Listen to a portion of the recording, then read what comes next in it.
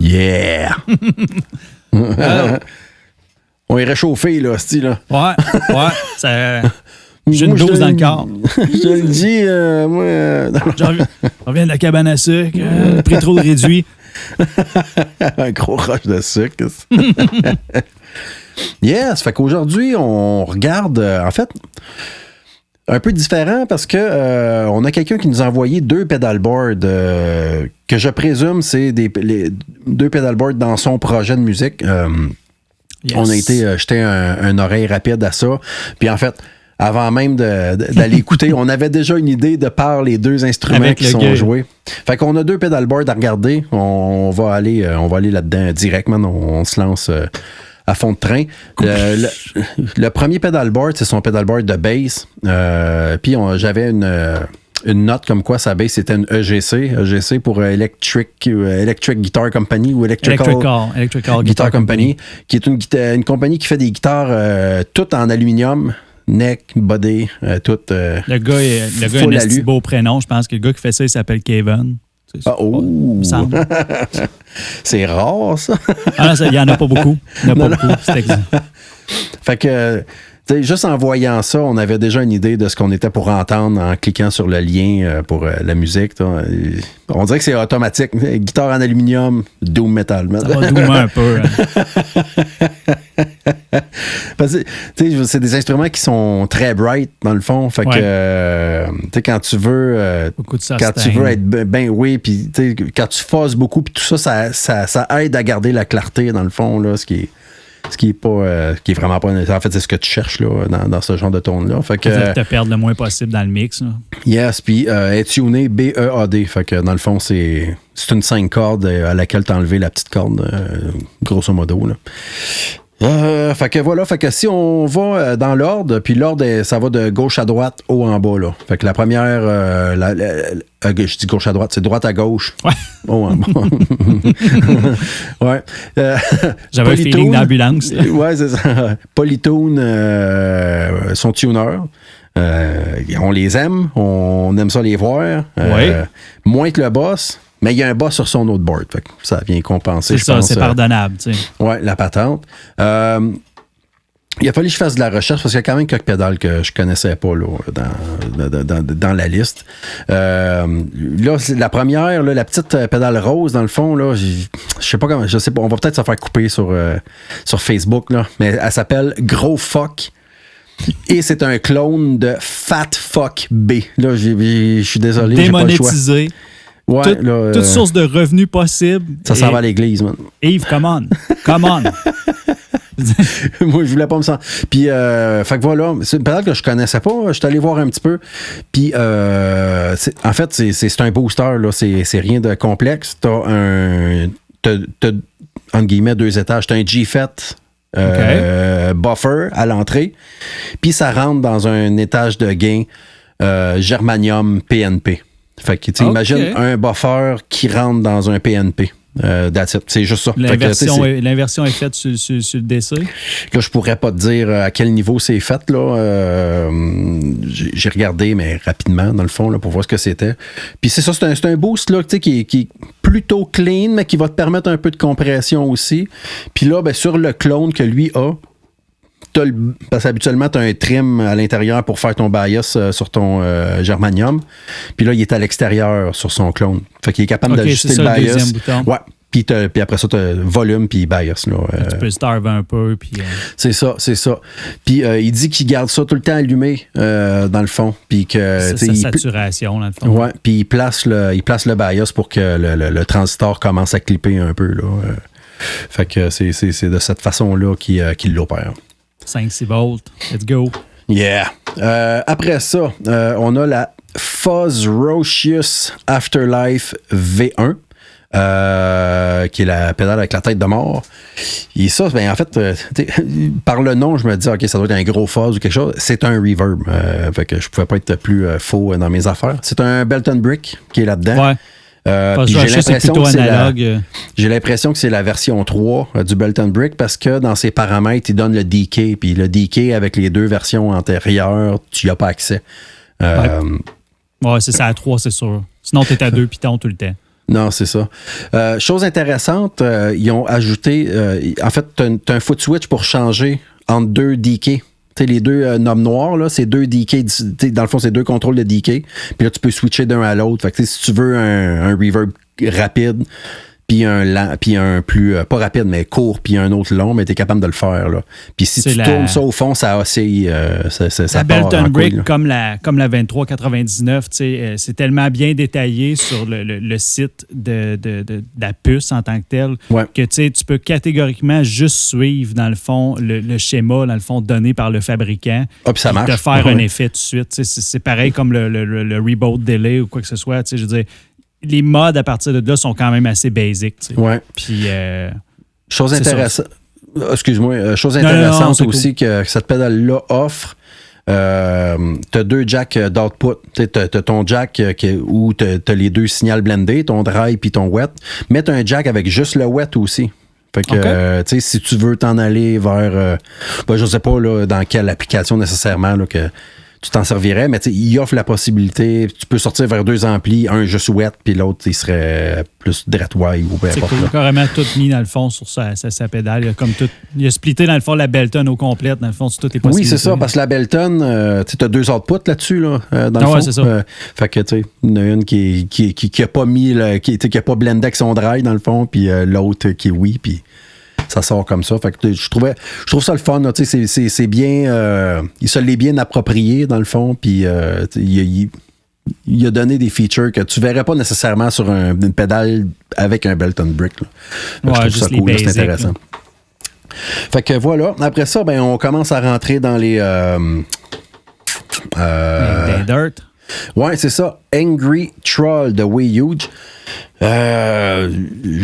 Je veux dire, je l'avais déjà vu, je savais pas trop ce que c'était, j'étais allé voir aussi. Encore une fois, c'est assez simple. Tu as un buffer, c'était un ampli-up là-dedans. Ouais. Un buffer, puis un genre de micro-amp à la suite de ça. Il n'y a pas de clipping là-dedans, il n'y a pas de diode, il n'y a rien. Fait que c'est hard clipping. En fait, c'est même pas hard clipping, c'est, je sais pas comment l'appeler, là. Naturel clipping. Oui, huge, c'est le dos de Dunlop, ça, qui a comme parti sa shop. Oui, c'est ça. Ouais, c'est ça. Red Lama, tu sais, je veux dire, il y a beaucoup de pédales qui sont le fun, là. Red Lama qui est un clone direct du Tube Soundfuzz. Oui, exact. Mais ce dude-là a pris absolument tout le crédit du Tube Soundfuzz. m'a toujours impressionné. C'est lui qui l'a impressionné. Je veux dire, c'est clairement lui qui l'a... C'est lui qui l'a popularisé. Oui, c'est ça, exactement. Mais il n'y a aucune différence avec le circuit de base. Non, c'est pareil. Fait qu'Angry Troll, dans le fond, c'est comme un micro-amp, sauf que tu as un buffer à l'entrée. Overdrive. Puis je veux dire, tu peux le distorsionner un peu, là. Mais en toute simplicité avec un ampli-up. À la suite de ça, on rentre dans le Green Rhino. Green Rhino, je Big sais pas pourquoi. Non, même pas. C'est un Tube Screamer, man. Quel qui est une Big Muff de lui, donc? Non, c'est la Pickle. Il n'y a pas Angry Pickle. Pickle, quelque chose. Angry Pickle, man. Angry Pickle. Ça m'énerve pour faire un check.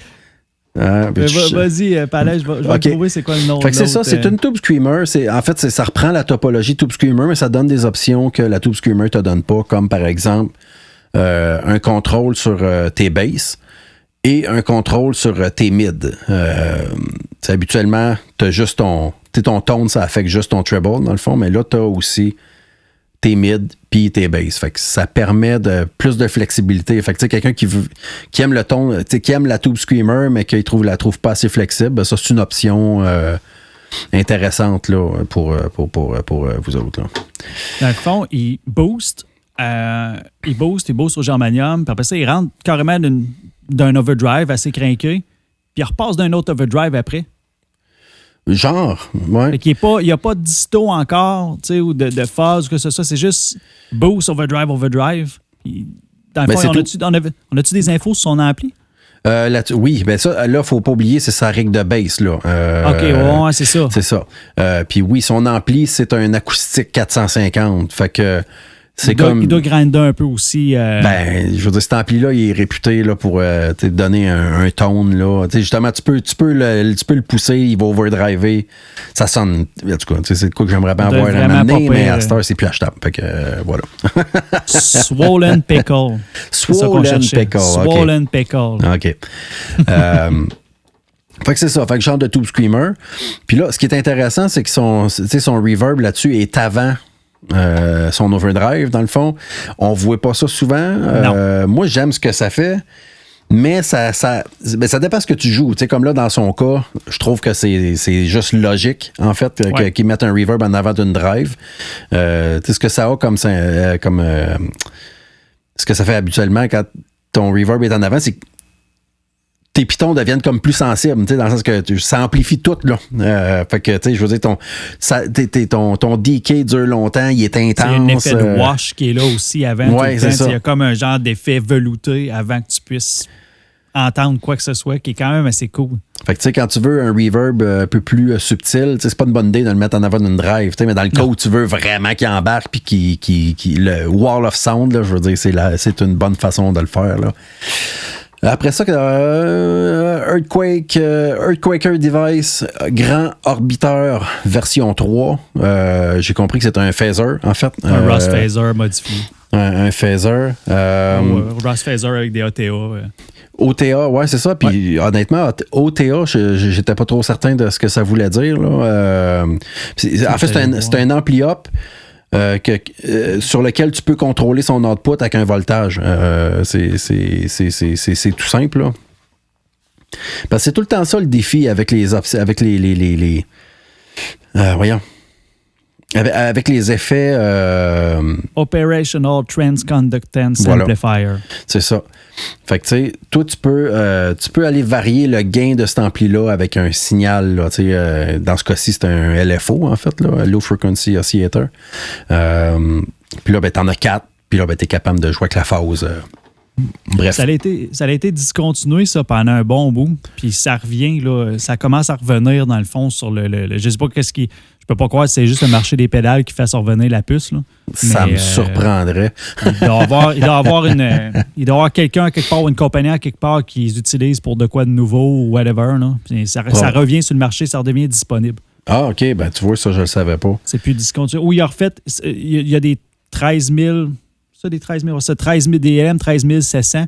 Puis je pense que la nouvelle, c'est une 13 800. Genre qui est au même spec, ou en tout cas, OK. L'histoire des puces. Hein. Sinon, tu avais la 3080 aussi, c'est des 3080 qui étaient le même principe. Ça, c'est pas simple, ça? Le 3080 ou c'est pas... Ah, ben, je veux dire, oui, c'est 8 pins, c'est ça? Oui, c'est ça, c'est juste un, mais je veux dire, c'est la même affaire, c'est juste que tu en as juste un dans ton packaging, là. C'est ce qu'il y a dans le fond, dans justement la Keeley Compressor, je pense. Exactement. Tu peux t'en servir pour compresser aussi, là. C'est ça, un ampli-up à gain variable, c'est cool pour ça, là, justement. Ouais. Parce que, tu sais, tous les effets qui ont besoin d'une photocell... Ouais. Je veux dire, t'en as plus besoin avec ça. C'est ça l'affaire. Là. T'es plus sensible à la lumière, t'es plus sensible à bien des affaires. Là. Le son est différent. C'est pas tout le monde qui aime ça, mais moi particulièrement, j'aime ça. C'est mon phaser préféré, moi, le Ross phaser. Ah, OK. Vraiment cool. Fait que voilà. Puis ensuite de ça, on rentre dans la Rainbow Machine 22 de on a déjà reviewé. Ouais, c'est ça. Fait qu'un arpégiateur... random. Bâti sur une FV1. FV1. Qui n'a pas d'EEPROM. C'est, à moi, en tout cas, le clone que moi j'ai vu, il n'avait pas. Fait que... Je me suis mis une note à côté. J'ai marqué FV1 Arpeggiator Weird Shit. Fait que je pense que je décris bien la pédale. Il n'y a rien d'autre qui sonne de même. À chaque fois que tu pèses sur le piton... À chaque fois que tu pèses sur le piton, le piton magique, là, je pense qu'il s'appelle Magic ou genre je sais pas trop quoi. Moi, je vois tout le temps la boîte de Lucky Charm. C'est toute cette image-là mentale qui vient. Ben oui, c'est la boîte de Lucky Charm. T'sais. L'arc-en-ciel, puis le pot d'or gros au rainbow. bout. Patagorde. Fait que c'est ça. Puis après ça, on a la Freeze. La Freeze qui est... Dans le fond, c'est une pédale de sustain, là, quasiment comme sur un piano, en fait. Là, OK. Tu pèses là-dessus, puis... C'est un hold, dans le fond? Oui, ça prend une image de ce qui était là, puis ça te le donne jusqu'à temps que tu lâches. Là, Ce qu'ils appellent un sample and hold, genre, ou non? Ou... C'est un sample. Mais je veux dire, il n'y a pas de. Non, parce qu'ils sample pas. Ben, je veux dire, oui, il sample, mais vraiment une fraction de seconde. Fait que dans le fond, ça te donne l'impression que ça a juste pris. Non, c'est ça. Ça a juste pris une image, puis là, ça te la répète en permanence. Là. Okay. Fait que, si tu plaques un accord, mettons là, que tu strummes un accord tranquillement, puis que tu pèses sa pédale, ben, je veux dire, c'est ce que tu as joué juste avant de peser qui va être répété. OK, même pas l'accord complète, même pas le. OK. Fait que si tu veux que ça tienne un accord, tu pèses tu fais ton accord, tu pèses dessus, puis là après ça va tenir ton accord indéfiniment jusqu'à temps que tu lâches le truc là. Puis ça c'en est une que tu peux programmer justement pour que ça fasse quand tu pèses, que tu sois obligé de mettre ton pied dessus comme vraiment comme une pédale de piano dans le fond là, la pédale de sustain sur un piano. Sur un piano là. Elle a une dépression, dans le fond, là, quand tu... Oui, c'est ça. Okay. Fait que ça fait un peu le même... Je trouve que ça fait un peu le même effet. Puis après, c'est juste qu'après ça, toi, tu peux jammer par-dessus si tu veux. Là, tu tiens comme un pad, là, dans le fond. Puis après ça, tu joues, puis t'as tout le temps comme ton accord en arrière. Mais t'as pas de rythmique, t'as rien, parce que ça a vraiment juste répété comme une milliseconde de son, là, dans le fond. Là. Intéressant, au bout. Fait que la freeze, j'en connais pas d'autres qui font ça. Si t'as besoin de cet effet-là, ben c'est celle-là, puis il n'y en a pas d'autres. Fait que ça fait le tour de sa rig de bass. Puis là, comme je disais tantôt, c'est un acoustique 450 son ampli, là, un ampli de rêve, puis dans un cab Son 215. Fait que tu sais, EGC. Là, t'es juste la EGC, l'acoustique, puis le Starter Pack. Ouais, exact. Ouais. Avec des effets qui noise, puis fait que j'aimerais ça être dans la pièce, puis subir l'agression. J'aime bien le boost Germanium suivi de 2 stages. Je sais pas s'ils sont en même temps, mais moi, dans ma tête, ils sont en même temps, de 2 stages d'overdrive. Puis d'après ça, du grind qui vient du gain monté de l'ampli. J'aime bien le 4 étages. Là. Ben oui. Gâteau 4 étages, dans le fond, avec ça.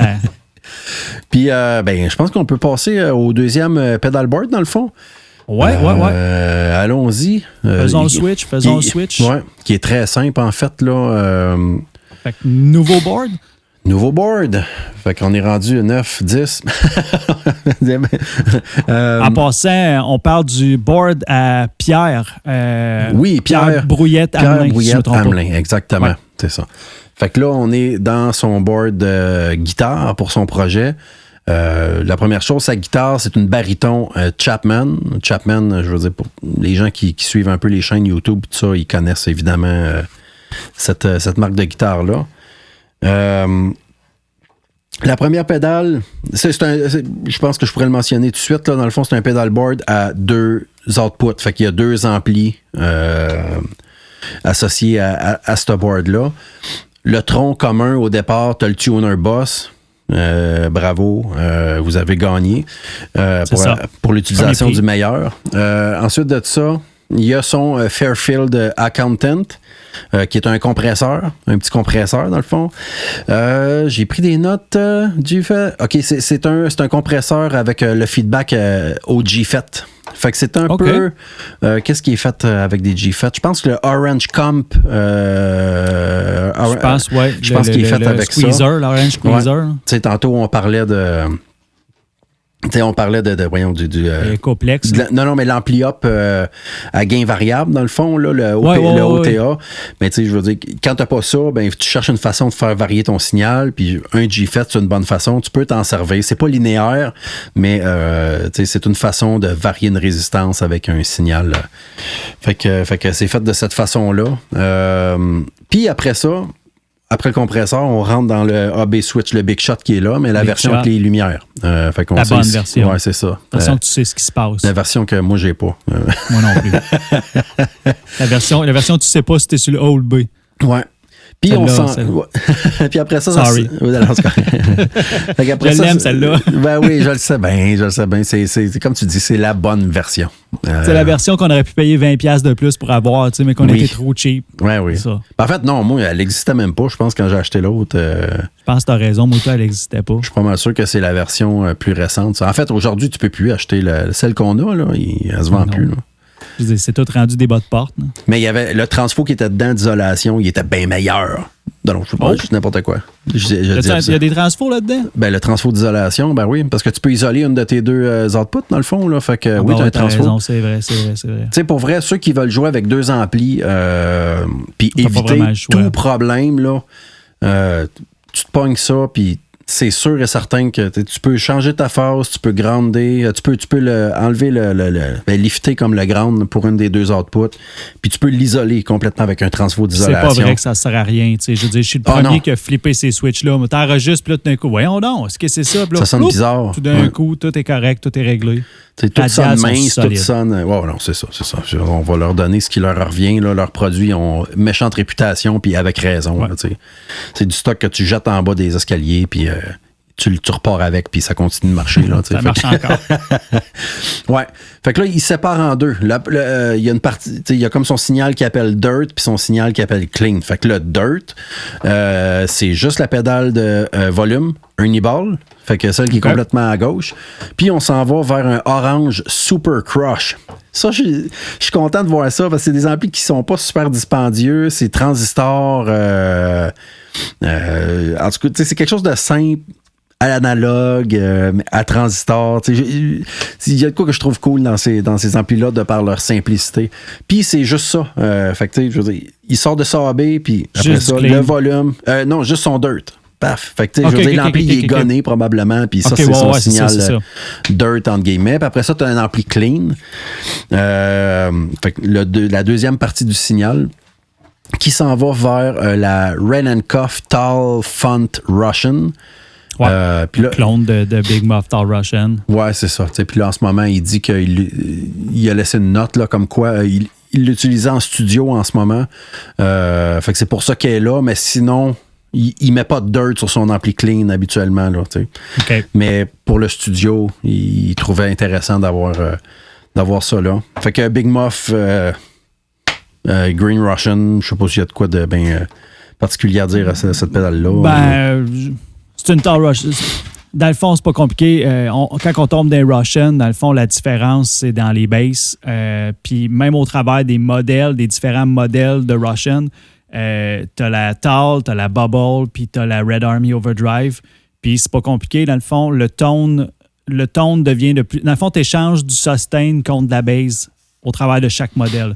Fait que la Red Army Overdrive, qui va être la celle qui a comme, si on veut, le plus de mid, le plus de sustain, le moins de bass. Mais il ne faut pas oublier que on parle des modèles qui ont le plus de bass dans le range des Big Muff. Fait que dans le fond, Red Army, Bubble, puis Tall Fun. Tall Fun, dans le fond, c'est celle qui développe le plus de bass. OK, intéressant. Après ça, Boss SY1. Puis là, man, pour moi, c'était une affaire... es-tu là? Ah non, il dit, elle n'est pas sa photo. Mais d'habitude... OK. Bon, ben, je vais en parler parce que là, je l'ai dit. La SY1, c'est un... Parce qu'il dit habituellement, elle est à la place de la Big Muff, là, dans le fond. Fait qu'elle n'est pas sur le board dans cette photo-là, mais habituellement, il joue avec. Polyphonic Synth.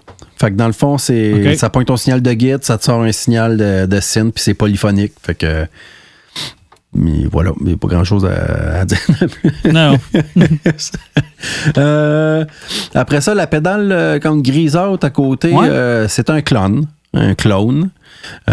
fait par un chum. Fait que... tu sais... je serais curieux de voir l'intérieur, mais tu sais, la clone, c'est quand même un circuit sur lequel il y a beaucoup de stock. T'sais, dans le sens que c'est pas juste un op-amp, puis il y a du stock là-dedans. Là, je veux dire, t'as un multiplicateur de voltage, t'as une couple de trucs. Fait que quand tu veux faire ça à mi-ten, il y a quand même du stock à mettre sur un verrou board. J'avais tendance à penser peut-être un que kit. c'est la petite version. Il y a une petite version de la clone là, que tu peux faire. Là, comment elle s'appelle? Là, pas Timmy, la petite? Ou Non, c'est Cochrane. Non, Timmy, c'est un autre circuit. Ouais. Cochrane. Anyway. ça devient mêlant avec tous les clones puis toutes les affaires. Je sais qu'il y a une version plus compacte qui existe. Il y a un PCB plus compact qui existe. OK. C'est peut-être, j'y avais pas pensé, c'est peut-être un kit. Il y a bien des chances. Là. Ouais. Ça se peut que cette personne-là ait développé son circuit. Puis que. C'est parce que mon premier réflexe a été de dire, OK, c'est un genre de Veroboard, puis tout ça, mais Veroboard dans un format comme ça, c'est sûr que non. Je me disais, Calvin, il est solide, en tout cas. S'il a rentré une clone dans un 1590B de même, là. C'est impressionnant. Ouais. Non, je suis sûr que c'est un kit, c'est un PCB. Là, Si tu es au courant, Pierre, laisse-nous le savoir, on est curieux. Ouais. Avant qu'on se mette à faire des recherches là, pendant qu'on essaie de parler du reste. Là. Exact. Ben là, de toute façon, on peut pas parce que c'est fait à la maison, là. Fait qu'il n'y a pas de recherche à faire. Fait qu'apraprès ça, Huge Blue Hippo MK2. Chorus qui m'a déjà intéressé, ça. Un chorus Bucket Brigade, analogue, puis qui a beaucoup de bons commentaires à son sujet, là, dans le fond. Il est craqué. En fait, c'est un chorus qui est quand même assez ouvert, dans le fond, fait qu'il te permet de... Comment je peux dire? Il continue où est-ce que les autres lâchent. Ouais, mais OK. c'est sûr, certain qu'il y a c'est au détriment peut-être de ton signal, mais je trouvais que c'était quand même le fun comme... J'avais trouvé cool. Souvent, un chorus, le malheur que ça a, c'est que ça s'arrête quand tu veux que ça commence. Puis il y a des cas. Non, mais c'est parce qu'il y a des fabricants qui vont le garder safe. Ouais. Tu sais, quand tu as des Bucket Brigade, de même, à un moment donné, si tu montes ton rate trop haut, tu as du noise, puis il y a de la distorsion, puis c'est pas tout le monde qui est prêt à se dire hey, moi, je vais me rendre jusque-là, dans le fond, puis tu sais, c'est pas grave si ça distorsionne. Puis je dis pas que le Blue Hippo, il distorsionne, mais ils le font monter quand même assez haut, puis plus haut que les autres pour un. En tout cas, j'embarquerai pas dans les stages encore parce que je vais être obligé après ça de répondre à des commentaires. Allez là. Bref, c'est un nouveau chorus. C'est pas un chorus vintage. Puis c'est fait à partir, dans le fond, des nouvelles puces. Fait que c'est sûr qu'il n'y a pas le même nombre de stages que dans les vieux. Un petit peu moins Dead Room, mais c'en est un qui m'a impressionné dans son son. OK. J'ai toujours trouvé cool. J'aime pas assez les chorus, moi, fait que j'ai pas pensé de l'essayer. Je me souviens d'avoir essayé pas le Boss, mais le MXR analogue chorus que je trouvais pas pire, là, tu sais. Mais non, je suis vraiment pas un amateur de chorus. Fait que je le sais pas. Je ne sais pas comment est-ce qu'ils sont. Puis après ça, Earthquaker Device Avalanche version rose. Ça, c'est quelque chose qu'on ne voit pas souvent. D'habitude, il n'y a pas ce couleur-là. Gris, d'habitude, je pense. Gris puis bleu, si je me rappelle bien. En tout cas. Fait que... C'est un méga délai, ça? Reverb délai. C'est un reverb délai, OK. Mais combiné. Dans le sens que c'est pas deux foot switch pour activer les deux effets. C'est un avec. Oui, c'est ça. Ils sont en permanence. Puis l'autre, c'est un tap tempo pour ton délai, dans le fond. Puis, je veux dire, tu vois qu'il y a 8 knobs là-dessus. Fait que tu as tous les effets. Je veux dire, ton reverb, tu peux faire pas mal ce que tu veux. Je pense que tu as un sélecteur là, pour. En fait, parce que tu as un port pour une pédale d'expression là-dessus. Puis, c'est ça, il y a 4 switches. Ouais, puis tu as une switch rotative pour y dire qu'est-ce que tu veux affecter avec ton. Fait que tous les paramètres de la pédale, tu y as accès par le port d'expression. Puis tu choisis ce que tu veux. C'est-tu ton DK? C'est-tu ton. C'est-tu tel paramètre? Fait que tu peux choisir. C'est solide. Ouais, fait que, je veux dire, c'est assez performant. J'essayais de lire, c'est quel genre de. En fait, c'est qu'est-ce qui fait le délai puis qu'est-ce qui fait le reverb. J'ai pas trouvé l'information. Il y a des kits de ça, par exemple. C'est de quoi qui est disponible là, dans le DIY. C'est des PCB que tu peux acheter. Là. Fait que ça doit être FV1 ou. C'est ça. C'est pas du DSP. Là. Mais FV1, es-tu capable de mettre plusieurs effets en même temps ou tu peux-tu faire ça? Ben, dans le fond, s'il y a un FV1, ça serait biz qu'il y ait 2 switches. Parce que si tu mets ton EEPROM, elle vient modifier. Dans le fond, tu as jusqu'à 8 paramètres que tu peux comme modifier sur la FV1. Dans le fond, à vrai dire, l'information est sur la FV1. Ta EEPROM va chercher les informations sur la FV1, puis tu peux mettre dans le fond, tu as ton sélecteur, là, si tu veux, à 8, dans le fond, 8 effets. Puis, mais là, il y a une Rotary dessus, là-dessus? Non, il y a, je veux dire, oui, il y a une Rotary pour affecter pour deux choses. Tu as une Rotary pour tes divisions de ton délai, puis tu en as une pour ce que la pédale d'expression va faire. Mais tu n'as pas de Rotary pour choisir tes effets. Là. Je veux dire, tu as vraiment un reverb puis un délai en permanence activé. Ça m'intrigue, je vais checker, voir. Mais c'est ça, je me demandais si avec une FV1, tu es capable d'avoir et un délai et un... Tu sais, parce que il y a une autre pédale, puis je pense que c'est eux autres qui la font, là, la Dispatch... Dispatch Master. Qui est un reverb puis un délai aussi, là, avec juste moins de features, dans le fond. Fait que tu vois, c'est comme le deuxième effet qu'ils font avec cette combinaison-là. Puis je serais curieux de savoir, mais ça, j'ai pas trouvé. Mais peut-être que tu vas trouver de l'info là-dessus. Oh, je pense que j'ai parlé dans mon chapeau pas mal. Non, c'est pas ce que je pense pas en tout. Ah, OK. Ah non, je vois du beau... Il y a un beau... du beau DSP ici. Là, je vois le board direct là. Ça n'a rien à voir. Beefy, 32 bits, DSP. Ah, OK. C'est pas juste un autre spin FV1, justement. Puis... il pourrait l'avoir utilisé. Il pourrait même pas l'avoir utilisé pour le nombre de paramètres qu'il y a dedans. Ouais, c'est ça. OK. Fait que on a quelque chose de complètement original avec ça. Ils disent même que c'est plus puissant que la Shark d'une Strymon. Ouh, quand même, c'est... Écoute, le combat du DSP. Fait que j'étais dans le champ bien raide. En fait, c'est qu'on le savait pas. On le savait juste pas. Fait qu'on spécule. À un moment donné, moi, j'ai débarqué de la modulation quand même assez de bonne heure. Je veux dire, tu réalises justement qu'à un moment donné, quand tu peux acheter un Avalanche Run, je sais pas, je connais pas le prix exactement. Regarde, je vais te dire ça direct là. Je vais prendre une chance, 280. Non, 340. 340. Je prends une chance. 539 nœuds US. Où est-ce que je suis, par exemple? Je suis sur un site legit? Je suis pas sur un site legit? 299. OK. 299 US. 340. 350. Hey, man, yeah! Si j'étais pile dessus. Ça dépend de ton taux de change. Ouais. Mais t'es direct dedans. Ouais. Fait que, c'est ça. Chris, man, t'as l'expression de voir le ratio de l'autre bord. Oui. Non, ça a l'air débile. Non, pour vrai, ça a l'air vraiment le fun. Mais encore une fois, puis ça, on en a déjà parlé, j'aurais aimé ça, avoir les deux séparés. Avoir la possibilité. À la limite, quitte à le tap tempo, quitte à dire, OK, cette switch-là, oui, tu peux avoir un tap tempo, mais tu pourrais contrôler individuellement aussi tes deux effets. Ça, j'aurais trouvé ça cool. C'est juste plus polyvalent. Moi, c'est juste pour le côté polyvalent. Il me semble que si tu as la possibilité de le faire, il me semble que tu élargis ton marché complètement. Mais ceci dit, écoute, super belle pédale.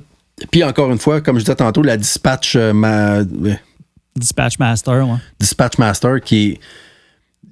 Ben là, de ce que je comprends, c'est probablement le même genre de truc, sauf que beaucoup moins de features. Quand ils partent sur une sorte... on va te dire ça, direct là, Gabin.